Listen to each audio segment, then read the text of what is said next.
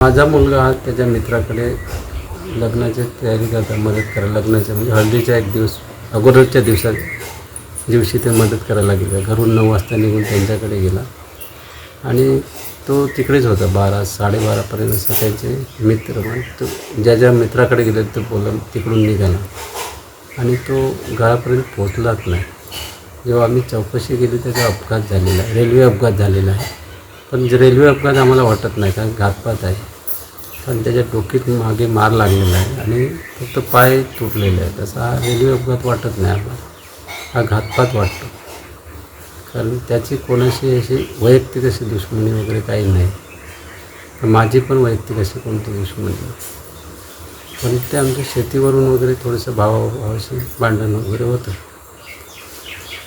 ज्या बॉडी दिलं आहे त्या पद्धतीने आम्हाला तो घातपात वाटतो. कारण त्याचं टी शर्टसुद्धा जरासुद्धा फाटलेलं नाही आहे आणि त्याचे मोबाईलचे पार्ट दिले आहेत 2, त्याच्यात ते पूर्ण माखलेले आहेत. म्हणजे थोडेसे माखलेले काय पावसाळ्याचे दिवस नाही तर ते असे माती लागू शकते त्याला. तर याची सखोल चौकशी करून आम्हाला न्याय मिळावा. ज्या मुलाचा 19 तारखेला साखरपुडा आहे त्याची पत्रिका तो स्वतः वाटतो. 10 मेला त्याचं लग्न आहे, सर्व घरात सगळं अवेलेबल आहे, तर तो आत्महत्या करण्याचे कारणच काय?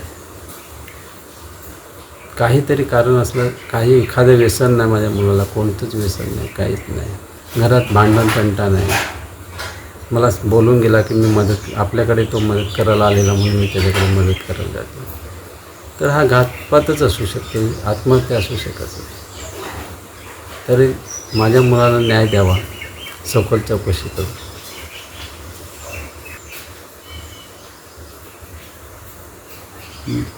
घातपात हा 11 एप्रिल रोजी रात्री 12:30 ते 1:30च्या दरम्यान झाला.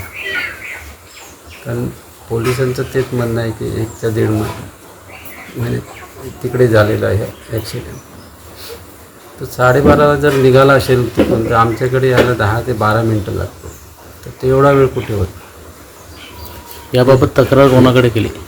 याबाबत तक्रार मी रेल्वे पोलिसांकडे केली, तर त्यांनी आमची तक्रार लेखित तक्रार घेतली नाही आमची. फक्त फोन नंबर घेतले आणि आम्ही तुम्हाला कळवतो एवढंच सांगितलं. आणि आम्ही जरा याच्यात होतो म्हणून आम्ही ग्रामीण पोलिसांकडे अजून काही तक्रार केलेली नाही. आता 1-2 दिवसात आम्ही ती ग्रामीण पोलिसांकडे तक्रार करणार.